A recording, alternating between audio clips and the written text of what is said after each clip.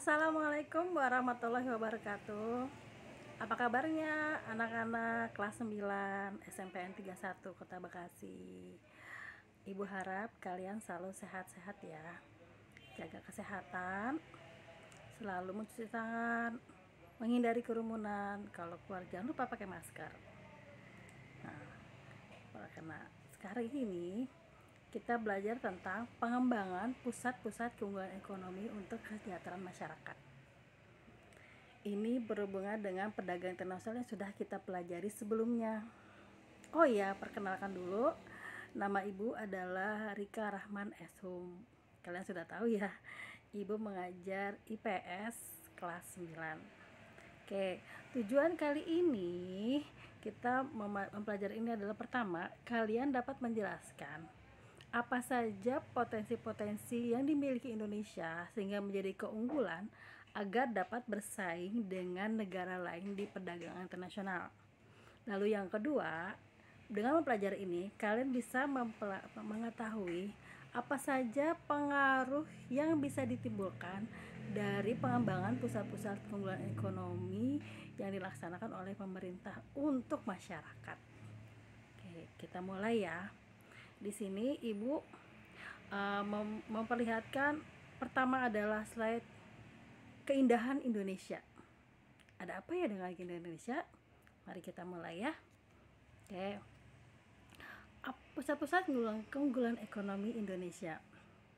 Nah, yang kita pelajari adalah 3, yaitu sumber daya alam, budaya Indonesia, dan pariwisata. Oke. Nah, pertama kita belajar tentang sumber daya alam ya.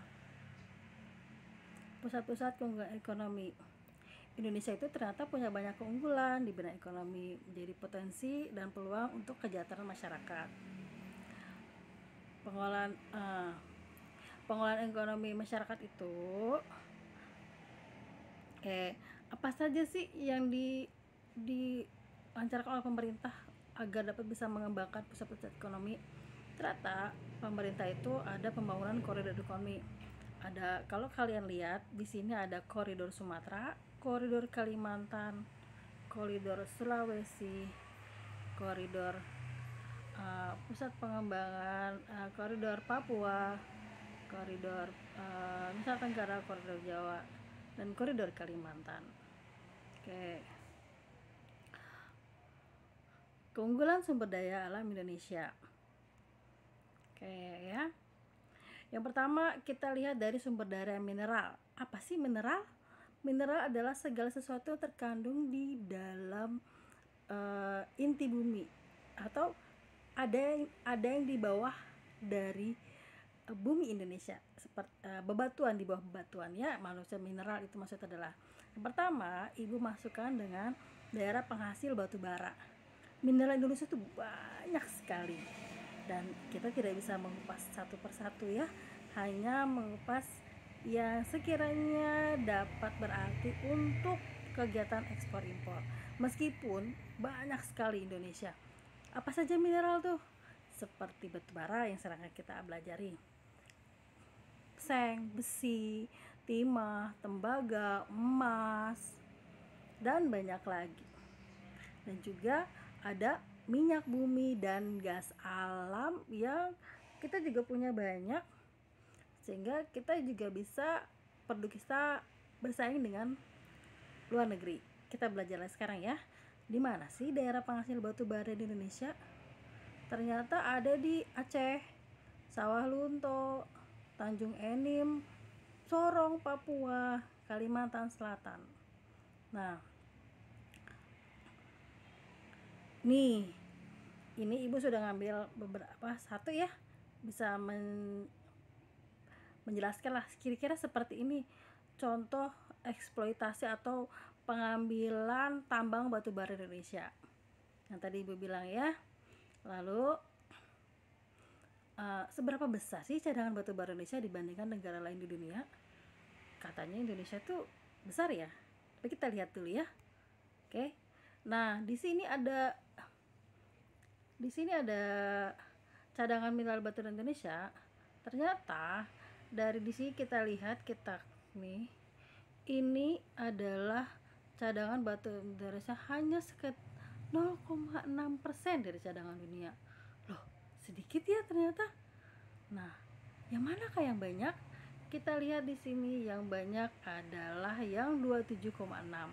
Kalau kita lihat dari indeksnya, 27,6 itu adalah dari Amerika Serikat. Ya, ini Amerika Serikat. Lalu yang kedua adalah Rusia. Oke. Lalu yang ketiga itu yang ungu itu adalah Cina dan Australia. Ternyata yang 7% ini adalah India. Indonesia hanya 0,6% cadangan batu bara dunia. Sedikit ya. Oke. Kita mulai lagi. Keunggulan sumber daya Indonesia yang kedua adalah minyak bumi dan gas alam. Kita juga tahu ternyata Indonesia juga punya banyak kandungan minyak bumi dan gas alam. Tapi seberapa besar, kita akan coba lihat dulu ya potensinya, keunggulannya. Daerah penghasil minyak bumi terdapat di Riau, di Kabupaten Ilir, di Jawa Timur yaitu di Cepu, Kalimantan Timur Mahakam, kawasan utara Jawa Barat Kabupaten Bekasi, Karawang, Subang, dan Indramayu. Ternyata ada juga ya penghasil minyak bumi. Ada lagi selanjutnya adalah Kepulauan Riau yaitu di perairan Natuna, di Pulau Madura yaitu di Kabupaten Sampang, dan di Jambi yaitu di Kabupaten Tanjung Jabung. Oke. Nah, kira-kira seperti ini ya bentuk dari kilang minyak bumi Indonesia. Tahukah kalian apa nama perusahaan milik negara yang mengurusi tentang minyak bumi Indonesia? Ya, betul. Itu adalah kita memiliki perusahaan namanya Pertamina. Perusahaan tambang minyak negara. Oke. Nah, itu ya. Lalu, negara manakah kira-kira apakah Indonesia memproduksi minyak bumi terbesar Indonesia di dunia? Salah ya Ibu ngomong tadi ya, di dunia. Oke, kita lihat. Nah, ini ada tabel. Ini adalah tabel produksi dari minyak bumi di dunia. Ini terupdate itu tahun 2016. Ternyata kalau kita lihat ya, tidak ada ini Indonesia.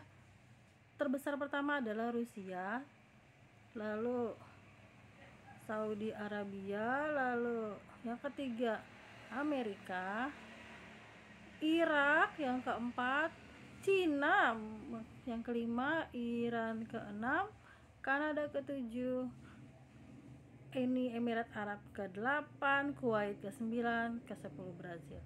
Loh, di mana Indonesia ya? Di manakah posisi Indonesia? Nah, coba kalian cari tahu di mana posisi Indonesia. Peringkat keberapa sih Indonesia memproduksi minyak bumi atau cadangan di dunia? Oke. Sekarang keunggulan yang lainnya ya, kita lihat lagi adalah keunggulan dari gas alam. Di mana sih daerah penghasil gas alam? Yang pertama ada di Kalimantan Timur, Kabupaten Kutai Kertanegara, dan juga Kabupaten Sanga. Papua Barat ada di Fak-Fak Teluk Bintuni, Sumatera Selatan Banyuasin, Sulawesi Tengah Kabupaten Banggai. Oh, ada juga ya Kepulauan Riau, perairan Natuna Barat. Jawa Timur itu Kabupaten Sumeneb, Jambi Kabupaten Tanjung Jabung. Ada juga di Bekasi, Karawang, dan Indramayu juga terdapat gas alam Indonesia. Nah, ini adalah contoh dari produksi gas alam Indonesia ya. Oke. Nah, keunggulan sumber daya Indonesia yang selanjutnya adalah kita bisa kupas adalah tentang pertanian, sumber daya pertanian. Nah, di sini Ibu mencari ada satu informasi 10 komoditas pertanian dan perkebunan andalan ekspor Indonesia. Oke, kita cek ya. Yang pertama adalah sawit. sawit itu menempati 19,76 juta ton ekspor pada tahun 2019. Sawit ini tersebar di Sumatera dan Kalimantan. Yang kedua adalah karet. Ternyata karet juga memiliki tingkat ekspor yang cukup lumayan ya, dengan 33,8 juta ton.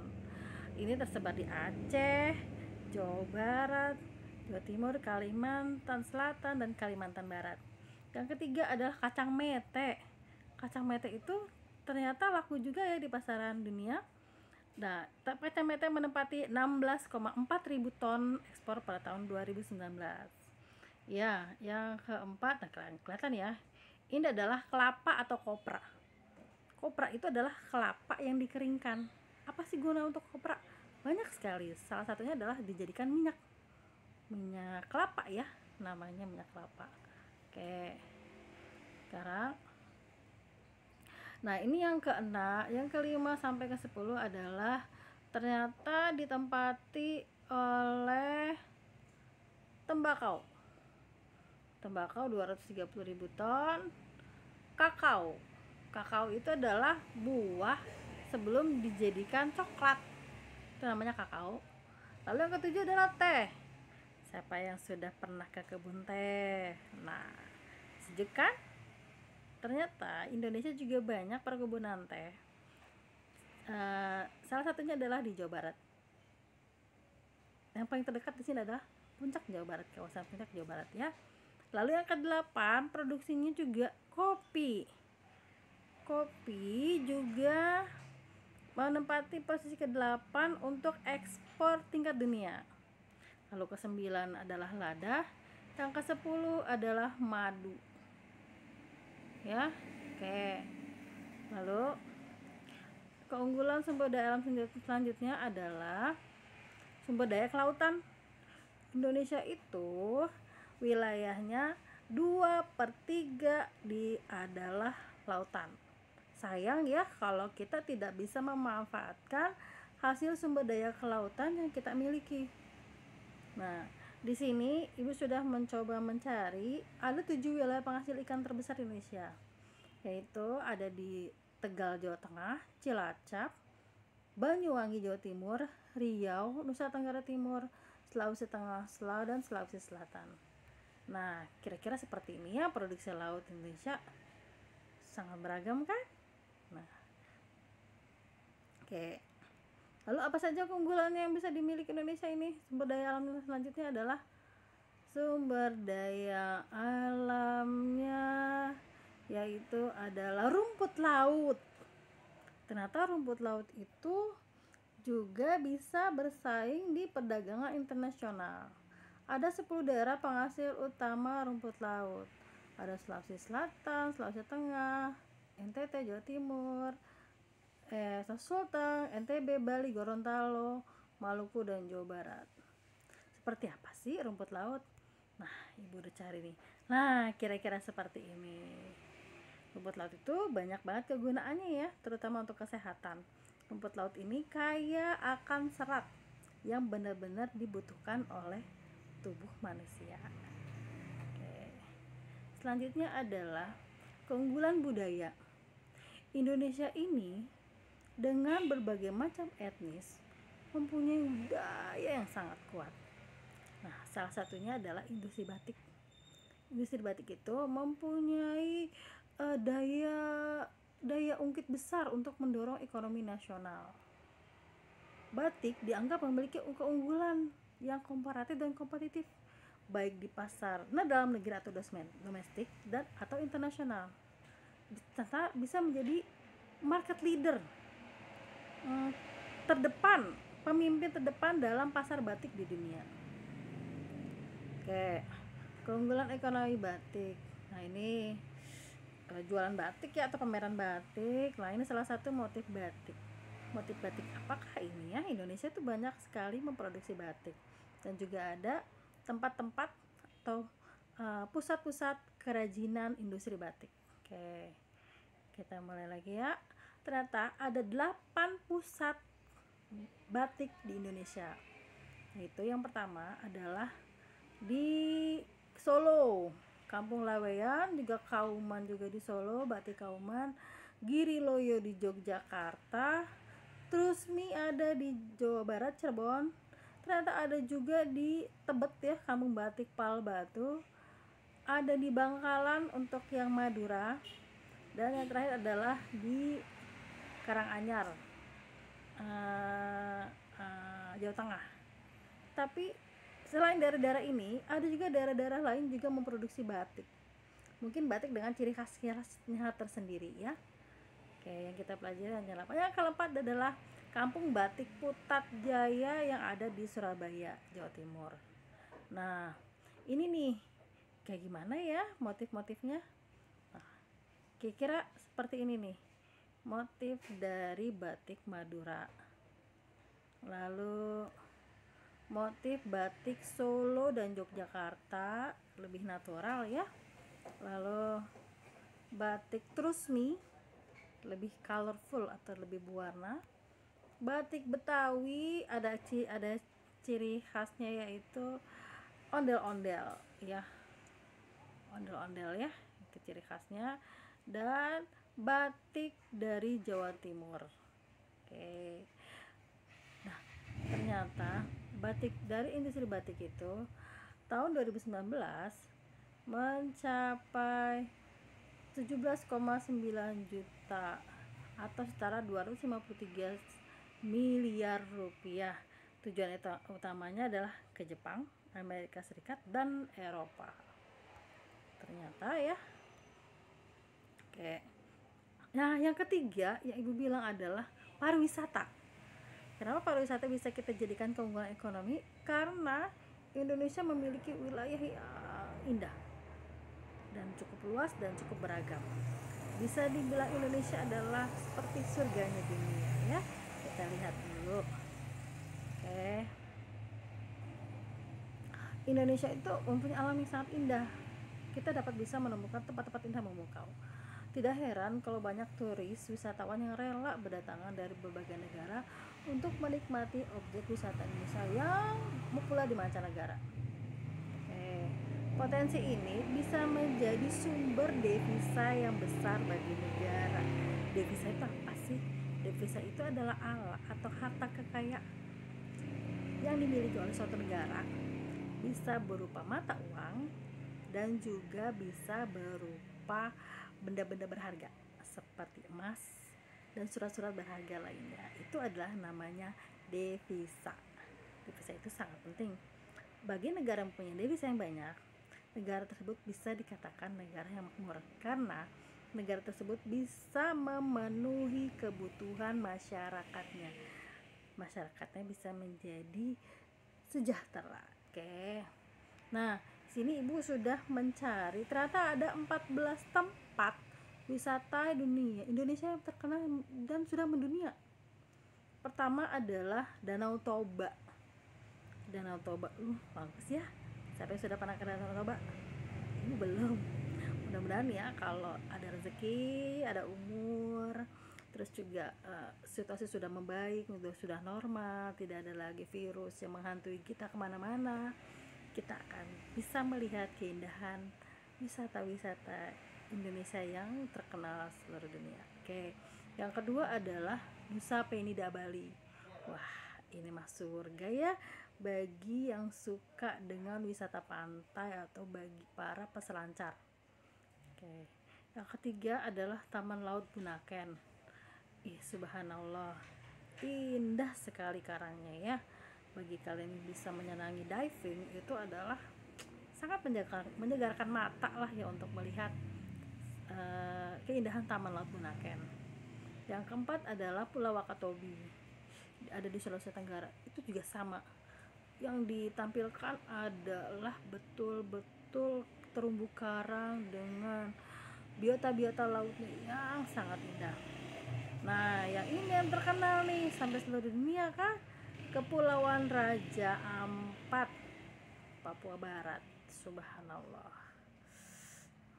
Indonesia sangat-sangat dianugerahi oleh alam yang indah oleh Allah Subhanahu wa taala. Lalu yang keenam Kita lihat ada Gunung Bromo. Wah, ini wisata yang termasuk pegunungan tinggi dan ada sensasinya bagi kita atau bagi kalian yang belum sempat atau belum ada kesempatan atau belum ada rezeki untuk melihat atau merasakan dinginnya musim dingin atau salju-salju atau ya yang di bawah 0 derajat. Kalian bisa ke sini, ke Gunung Bromo, tapi syaratnya pagi. Kalian bisa melihat sunrise yang ada di Gunung Bromo. Itu ibu pernah ke sana tahun 2018. Betul-betul minus 5 derajat, dingin sekali. Maklum ya, yang biasa tropis sudah pakai baju 3 lapis tetap masih merasa dingin, dan sensasinya dan pengalamannya luar biasa, subhanallah. Mudah-mudahan kalian juga ke sana ya. Ya, yang ketujuh adalah cantik sekali Pulau Komodo. Itu kelihatan tuh komodonya pasangannya sepertinya tidak sedang berantem atau memperebutkan makanan ya. Lalu yang kedelapan, nah ini nih Candi Borobudur. Sudah sering ya, atau kalau di antara kalian mungkin sudah sering ke Candi Borobudur atau memang kampung halamannya di Jawa Tengah, jadi setiap ke kampung halaman selalu mampir ke Candi Borobudur. Mampirlah ke sana, banyak sekali informasi yang berharga yang bisa kalian dapatkan di Candi Borobudur. Oke, lalu ada Tanah Toraja. Jauh sekali ya, tapi Tanah Toraja juga menampilkan keindahan alam yang luar biasa. Lalu, nah ini Gili Trawangan NTB. Kalau kita lihat seperti kayak ada patung tapi ada di bawah laut, seperti kuil ya. Kayaknya seru deh. Mudah-mudahan ya kalian juga bisa untuk sampai ke sana. Nah, tempat-tempat wisata ini bisa menjadikan cadangan sumber devisa, karena negara lain belum tentu memiliki keindahan alam yang dimiliki oleh Indonesia. Oke, lanjutnya nih. Ternyata ada juga Goa Gong. Ibu juga baru lihat, subhanallah. Kok bisa ya gua itu bisa berwarna-warni? Apakah ini efek kamera atau bagaimana? Mungkin lampu atau bagaimana, mungkin untuk lebih jelasnya kalian bisa ke sana ya. Semoga ya, amin ya Allah. Lalu ada Danau Kelimutu. Danau ini unik. Danau ini adalah danau kawah gunung yang sudah meletus. Cuman karena pengaruh air atau belerang atau pengaruh dari cahaya matahari itu ada 3 ya. Ada 3 warna loh. Bukan pancawarna, 3 warna ya. Ada yang hijau, agak keputihan, dan juga hitam lebih gelap. Ini luar biasa bagus ya. Lalu ada juga Ngarai Sianok. Ini adalah patahan bumi, tapi terlihat jadi sangat indah. Ada di Sumatera Barat, tepatnya di Bukit Tinggi. Ibu kemarin pernah hampir ke sana, cuma karena corona ya ditutup Ngarai Sianoknya. Subhanallah, bagus sekali. Lalu ada juga Kawah Ijen. Kawah Ijen ini ada di Jawa Timur. View-nya bagus sekali ya. Kita sudah jalan-jalannya. Tahukah kalian penerimaan desa wisata dasar dari negara itu berasal dari mana? Apakah dari sumber daya alam, minyak, bumi, gas alam, emas, atau pertanian, atau perikanan? Oke, itu semua juga menyumbang devisa bagi negara. Kita lihat, ternyata ibu punya data ini diambil tahun sumbernya itu tahun 2014 ya. Cuman terlihat di sini adalah ternyata yang tertinggi adalah pariwisata ya. Lalu CPO lalu minyak, batu bara, dan karet, dan yang lainnya lagi. Oke, itu ya. Ternyata yang pertama adalah pariwisata ya. Oke, Nah, dari semua pusat-pusat keunggulan yang kita pelajari, ada nggak sih pengaruhnya? Ternyata ada. Nah, di sini Ibu akan menjelaskan ya. Ada sekitar 5 ada sekitar 5 pengaruh ya. Yang pertama adalah yang migrasi. Pada migrasi, penduduk selalu melakukan perpindahan ke wilayah yang mendekati pusat keunggulan. Contoh, misalnya suatu tempat itu dibangun atau telah dibuka perusahaan tambang minyak. Nah, tentu membutuhkan tenaga kerja, tentu membutuhkan segala sesuatu yang mendukung dari perusahaan itu atau kilang minyak itu. Jadi masyarakat mendekati pusat keunggulan agar mereka juga merasakan perputaran perekonomian yang di sekitar pusat keunggulan. Lalu yang kedua adalah transportasi. Ternyata ada pengaruhnya ya, lebih ke arah sarana prasarana. Nah, biasanya pusat industri itu sebelumnya yang belum terjamah, mereka melakukan sarana prasarana agar dapat mencapai ke lokasi tujuan. Mereka membangun jalan, mereka juga mungkin membangun pelabuhan udara dan juga mungkin pelabuhan laut. Sebagai contoh, Freeport itu membuat bandar udara untuk memudahkan transportasi ke wilayah pusat pengembangan ekonomi gitu ya, yang ada di Papua. Lalu yang ketiga adalah lembaga sosial ekonomi. Ternyata keberadaan lembaga pusat keunggulan itu juga berpengaruh seperti bermunculannya lembaga sosial ekonomi seperti sekolah dan juga layanan kesehatan. Oke. Lalu apalagi yang keempat adalah pendidikan. Nah, pendidikan dengan adanya pusat pengembangan ekonomi, mereka kan membutuhkan tenaga kerja. Bagaimana cara mempersiapkan tenaga kerja? Akhirnya dibuatlah suatu pendidikan atau diadakan pendidikan dan pelatihan untuk membuat tenaga kerja yang potensial yang bisa terpakai di dalam pengembangan pusat keunggulan ekonomi.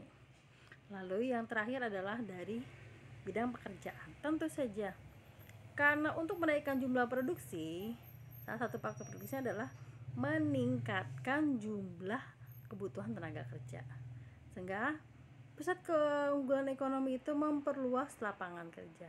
Itu adalah hal yang positif. Bisakah kalian menemukan hal yang negatif? Coba dipikir lagi ya. Sepertinya ada. Coba nanti akan menjadi tugas ya nanti selanjutnya. Oke, sekarang refleksi ini.